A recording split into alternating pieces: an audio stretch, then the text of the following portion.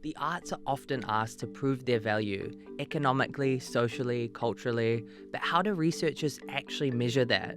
And who decides what creativity is worth?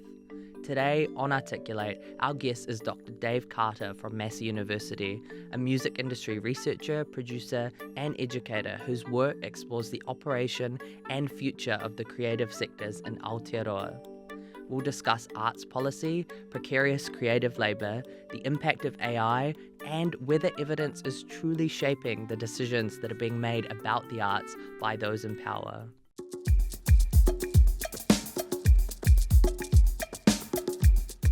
Hello, Dave. Hello. Hey, thank you so much for coming in today. It's so nice to have you here. Thank you. Welcome. So you're obviously multifaceted, come here from many different backgrounds, Sure. musician, producer, educator, researcher. Yeah. I thought a bit like as a scene setter question, Dave, for today. Do you think that those worlds speak the same language, or are they a bit disconnected in the world that we're living in today? So I think they are a little bit disconnected in that they do often speak different languages. But my role in almost all of those settings is about synthesizing information and translating it and making sure that the people that are part of the conversation understand each other. And so like in the studio, that's often about like mediating musicians and figuring out like how to get some really cool stuff out of the friction that happens when they come together. And in research, it's really the same. Most of our research work has been about talking to industry, and particularly the arts industry or arts sector, and helping them figure out how they can communicate effectively with government and policymakers. A lot of research that I've cited in my reporting looks at value of the arts. Yeah. And I kind of wanted to pick up on that specifically and ask you, when people talk about the value of the arts, what does the research actually tell us? Yeah, sure. So there's actually a lot of research. People have been kind of interested in this question for a very long time. And that ranges from what we would call intrinsic value. So like, you enjoy the arts because it's just good, right? And it's just fundamentally of value to you as a human being and your experience of being alive on the planet. But also we could talk about the economic value, and that's quite demonstrable, but often folk in the arts are a bit cautious, in my experience anyway, of really asserting that we do make an economic contribution. And then there's things like social and cultural value, and even things like well-being value. There's a growing body of evidence internationally that making art and participating in the arts can positively, and in some cases, particularly for practitioners, negatively impact your experienced well-being of the world. Negatively impact. Yeah, so I think one of the things for creators is often they might experience burnout, or we might talk about this some more later, but most of the creative sector in Aotearoa and also internationally is really set up on this idea of rare success, where you have like a superstar, and that's the only way to make it, and your art only has value if you're getting money from it and you can sustain your livelihood just by purely doing the thing you love. And that's a relatively recent idea, and one of the things that does is it shifts the conversation of value away from all of those other things and puts the spotlight firmly on like economic return. Do you think, Dave, that governments and institutions genuinely listen to research, what the research tells us when they're making decisions about arts funding? I think governments and institutions aren't like a monolith. So that's a stupid academic term. It just means like it's not a single thing, right? Governments are made up of multiple people, and in our case, like on two sides broadly of the political spectrum, sometimes with a few outliers on the wings. And the kind of engine of government is made up of like a public service and a whole range of things like crown entities and other bits and pieces, and the press that sit outside that. And so decisions are always mediated in that kind of context by a lot of people. And so in the first instance, I think it's not just about like government listening, right? It's all of those people being able to tell stories to each other or build a narrative around what they're doing that makes sense to them, that lets them collectively arrive at a point where they can agree, okay, we think it's worth putting money or time or energy to support this type of activity, maybe over and above this other type of activity. And that conversation is always informed by the evidence and data that's available, but also everyone's life experience that they bring to those conversations. So it's complicated, yeah? Like it's not a simple solution, but I think to the essence of your question, yeah, evidence does play an important part in those conversations, but it's people that make decisions. It's like, what is a government? It's just a bunch of people, basically, right? Ultimately, and or an institution. Yeah, and hopefully a bunch of people that are here to serve us and here to serve us as a society, not just an economy. And why do you think the arts so often have to justify their existence economically? So I think there's a couple of things there. I think some people would say that the arts sector's actually done it to ourselves. So going back to probably like the late 90s, we've bought into the idea that the way that we can best demonstrate our value to government, or maybe more the way that we can best get government to support us, is to present economic evidence. And there's a thing like called the creative industries discourse. And so particularly in the UK and in Australia as well, industries have kind of banded together and said, we have economic value, right? And that's true. But as a result of that, we've kind of also fallen into a bit of a trap where, because governments at the moment, and this is the second part, which is maybe a bit broader, governments view, I think, themselves primarily as economic managers. And that means that most of the decision-making frameworks and ways that they view how they allocate resources and time and value things comes down to a dollar value. And that's not just a problem for the arts, it's a problem for health, and it's a problem for water infrastructure, and it's important for public transport and things like cycleways, because everything has to be viewed and justified through this very tight lens of economic return. What do you think, Dave, are some of the biggest misconceptions, in your experience at least, that policymakers tend to have also about creative work? So there's an economist who's working in New Zealand, Shamobili Kwab. He did some myth-busting work for the Tomo Workforce Development Agency when that still existed. And one of the things that his work kind of myth-busted around was that the arts aren't productive. So what he found was actually, as a sector, like arts workers are incredibly productive. They produce heaps and heaps of output for very, very small input, and they're very efficient. But there's not much money in the sector, and people are often working part-time, and so it's difficult to kind of pull that apart. So that's kind of interesting, I think. One of the other things which is often a misconception is that arts workers are primarily motivated by financial return. And again, the research that's out there says that actually that's not the case. A guy called Arthur Grimes did some research a couple of years ago, again another very well-credentialed Aotearoa economist, and he talked about in that work the kind of other types of capital, other types of returns that people get, to try and explain why you would work in the arts, or why you'd work in a theatre, why you'd be a musician, when you could maximise the amount of money you made doing something else, right? And I guess one of the fundamental tenets of economics is that we're rational human beings, and that if left to our own devices, we would optimise for our best possible financial outcome. And arts workers don't do that quite intentionally. And anyone that's worked in the arts will work, of course not, because we get all this other really wonderful stuff out of doing that. But from an economics perspective, it's difficult to explain that. And so we talk about other types of capital. And that can be something that, in my experience, policymakers have difficulty grasping, because it changes the way that incentives and motivations need to be aligned to achieve particular outcomes. The last one is that, again, in my experience, policy and funding decision makers often want to back winners. And so that comes back to the idea of rare success. We want to see superstars. And one of the challenges with that particular type of funding model is it's very hard to pick winners reliably. And actually, most of the research that I've seen says it's a much better use of money to invest in the grassroots, or kind of like the compost layer of the arts, and make sure that that's all kind of going well. And then you get all of this wonderful growth coming out. And one of those, just by nature of the industries, will be that kind of rare success. But it's much harder to draw that straight line between, hey, we put all of this money down here into the compost, and now we've got these stellar outputs out here on the international stage.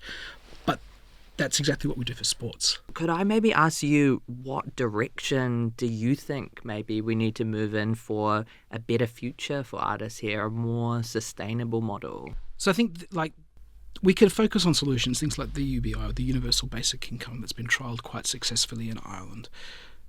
But underneath that scheme is an idea that actually everyone in society should be supported. There should be like a basic level that we're not going to accept people can live underneath, right? And that kind of worldview perspective, that fundamental agreement on what we think is important and how we want to value and treat each other, gives rise to those kind of schemes. So I don't think it's necessarily going bigger. I think it's actually more fundamental. And it's difficult because the type of world that I want to live in, the type of place that I would like to live in, and one of the reasons why I moved from Australia to here and got citizenship last year is because I think Aotearoa, New Zealand could be this kind of place, right? But it requires trade-offs. And as a real privileged middle-aged white guy, it probably requires trade-offs that means I might need to give up some of the things that I enjoy now, right? And that's a hard thing to do. But unless we can get back to that real fundamental, what are the trade-offs we're willing to accept? What are the challenges we're willing to take on? What are the things that I or you or other folk in society are willing to give up in order to make sure that we all get a better deal? It doesn't really matter what type of solutions we put in place, because I don't think we have that fundamental starting point agreed on yet. I wanted to ask you kind of pivot back to research and looking at gaps specifically, because I know you've been a part of a lot of research and are across a lot of research as well in the arts. Are there important gaps in arts research that you think aren't being studied enough maybe yet? Yeah, so I work with a bunch of different researchers at Massey. We have this thing called the Creative Futures Research Cluster. And our secret agenda is we want the sector that we're graduating students into to be a better place for them longer term. And so when I think about research, I think about trying to understand what are the problems that they're going to face right now. What are the barriers to maybe them entering the sector? What is their experience going to be like if they don't sort of fit the norm of the people that might work in music or arts or TV or film or whatever? And then what can we do to change that? And then that kind of leads me to think about longer term. What are the potential changes that those folk are going to experience over the course of their working life? And how can we help prepare them for that? And when I think about those questions, often it becomes very clear that there's actually not much research about this at all. We've just finished a piece of work looking at the use of generative AI in the creative sectors. And we did that because there was lots and lots of research that's future focused, that says there's this huge tidal wave coming and it's going to wreck everything. But there is that real sense that the creation of an artificial general intelligence would be at the expense of humans in some serious way, right? And so we have these kind of science fiction, future focused things. And this researcher, Emily Bender, who's been quite critical in the AI space, made the point that when we talk about that stuff in the future, those future claims of harm or concern hide the real impact and in some cases the real damage that's being done by those technologies now. Which is a really long-winded way to come around and answer your question. We're looking too far ahead maybe rather than actually what is happening in this very moment. Well, that's what I'm interested in. Other people have talked about that stuff, but I think that tends to happen at the expense of trying to understand what's going on right now or in the near future, and then trying to figure out how do we prepare and adapt, particularly like our young people, for that reality. I'm thinking looking ahead, what are some of the potential flow-on effects, do you think, if nothing is done to curb or change what is happening right now? I think in the short term, one of the things that I was surprised about is maybe nothing.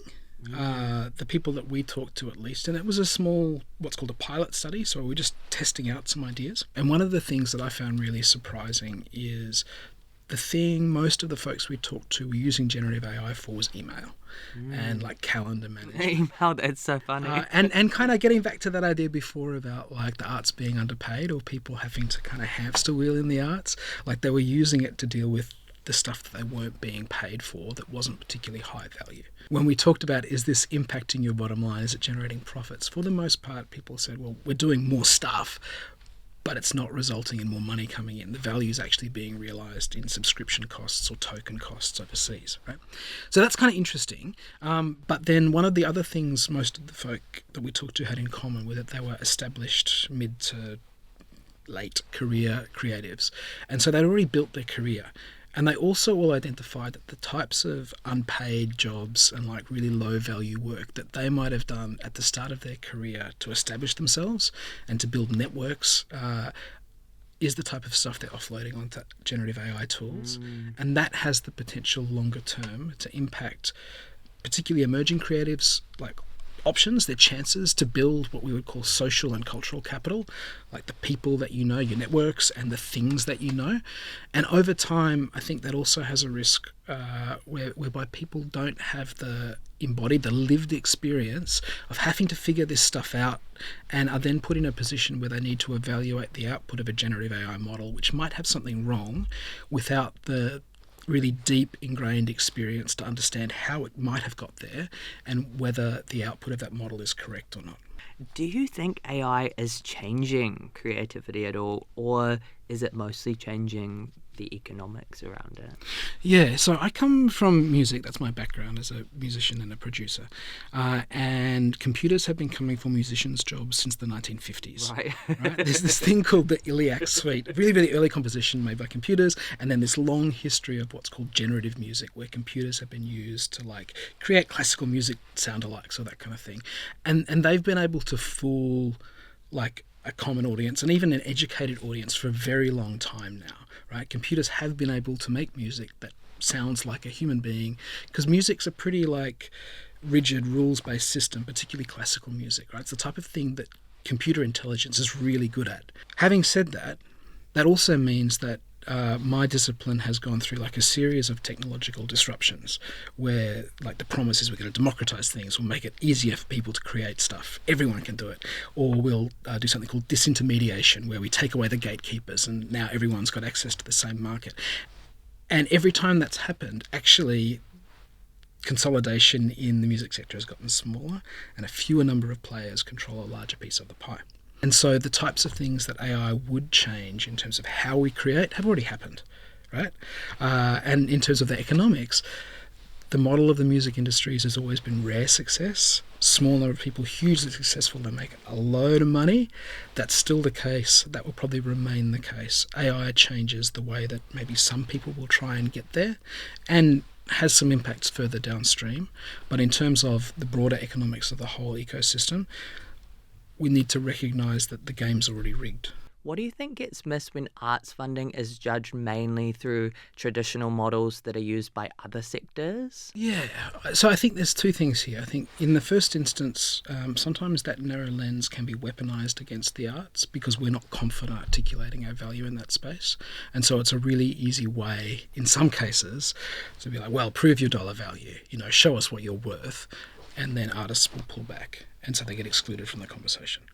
So one of the things that gets missed is voices in that conversation that we talked about at the start around how decisions get made. Think about sport, because sport's a really good analogue for the arts. And so rather than ask you a question, I might ask some other ones. Could you imagine a world where there wasn't an Olympic team sent to the Olympics because it cost too much, because the return on investment was too high? Or where we didn't have like Saturday or Sunday footy down the road because the investment in that infrastructure wasn't made for communities to be able to come together and form relationships and train up young people. If we hadn't invested in, even in a small form, right, our football ferns who've gone on to be really impactful on the world stage. And even would we have the types of really significant and complicated cultural touchstones like the protest of the Springboks tour, right, without that kind of investment into sports? I don't know the answer to that, but there is a straight analogue for all of those examples in the arts, and the arts funding pool has shrunk my entire lifetime. If you could make one argument, Dave, to decision makers, people in power, about why the arts matter, what would it be? You know what? I don't think I need to make that argument. And I don't think anyone should get trapped in trying to make that argument. The arts do matter. Decision makers actually know that. There's more than enough evidence you can talk to. I want to have the argument about where we put resources and how we can use those to best support the most number of people and provide the best value for all of us. Do you think evidence actually changes cultural policy, or are arts decisions ultimately ideological? So I think the first thing is that cultural policy is always politics, right? It's always that negotiation that we talked about between different parties. And because it's politics, it's the art of the possible, right? And so sometimes what's possible is framed by ideology, and sometimes what's possible is framed by evidence. But if that evidence isn't there, then that's not part of the conversation, right? And my experience is that evidence and particularly the type of work that we've done in Aotearoa and some work I've done in Australia, has helped folk in the arts change the types of conversations that are possible and the types of outcomes that are possible. Having said that, sometimes evidence is used as pretext for decisions that have already been made to support a decision. And so, for example, the research that we did a few years ago about live performance in Aotearoa found that for the year ending 2024, we could place a dollar value of $1 worth of spending returned $3.20 worth of value to the community, right? We did a lot of work on that. It has a very, very large evidence base behind it. It's like 20-something thousand surveys. But there's also a lot of subtlety in that research. And so one of the things that found is to increase that return for the community. The best way to do it would be to remove barriers for people who want to experience live performance but can't. And often that means people in the regions. And so actually investing in the grassroots, putting that compost layer down, and making sure that people who want to take part and want to benefit can, is a better use of government spending than focusing on big winners, right? You probably would have heard, or your listeners probably would have heard, that $1 to $3.20 or $3.20 return, because currently the government is using that to justify their spend on bringing international artists, or underwriting the cost of bringing international artists into Aotearoa.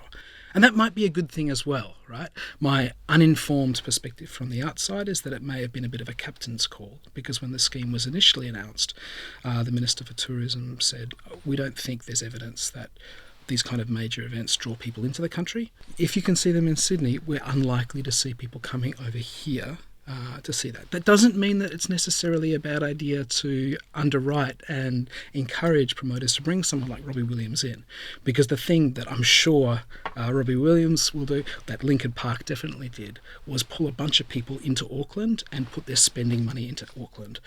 But that comes at the expense of the regions. We know that there's a finite pool of spending money, and if the policy outcome you want is moving that money out of the regions and focusing on Karangahape Road, that's cool, right? That's a valid argument to make. If what you want is to bring people from overseas, I'm not sure that the evidence is there to support that, right? But all of that context, that nuance, wasn't quoted, and quotation without context is pretext. The thing is too, that even though I disagree that that's maybe the best use of money, I also want to celebrate and acknowledge that that's a huge bunch of money pumped into live performance that wasn't there. And so coming back to that question of like, what would I say to decision makers? Like, we know that there's value here. We know you've invested in that value. I want to have a conversation about where we put that investment next, because you've recognised it has value, and this particular government has, to their absolute credit, recognised that live performance is worth at least $40 million of central government investment. Right? I want to talk about where we put that next. I think just lastly, Dave, you have brought an object in from your creative life to share with us today. Yeah. Can you tell us what it is and Sure. the story behind it as well? All right, so, well, this is two objects. They kind of... A torch. Do you know what this is? Do you want to have a It look? looks like a torch to me, or a lighter. Okay, so What is it? in the studio, these are a problem solver, because, like, for example, if I'm making a record, maybe I want to take a vocal and run it through a guitar pedal because it sounds cool. Right. Or maybe I want to connect two bits of gear that don't really talk together properly. And these things are called colloquially gender benders, which is a bit of a gender problematic bender. term. But what it does is it changes the direction that you can plug things into. So there's kind of a conventional way to plug things together, where the outputs So this can connect into basically the connect inputs. two things that wouldn't normally. Exactly. And you can it makes it work. It makes it work, it makes it translate. And so it does that same thing that I think happens in all of my career, and that I hope our research does, in that it translates between parts of the studio that don't normally talk together and can't connect, and lets them work together effectively. It's the magic piece of the puzzle. It's the magic bit of the puzzle, indispensable. It's called a gender bender? It's called a gender bender. What is the technical name, or is that the technical That's, name? unfortunately, that's what That's the everyone name. calls it. A gender bender. I love it. Thank you so much, Dave, for coming in No today worries, for my the pleasure. chat. Cool.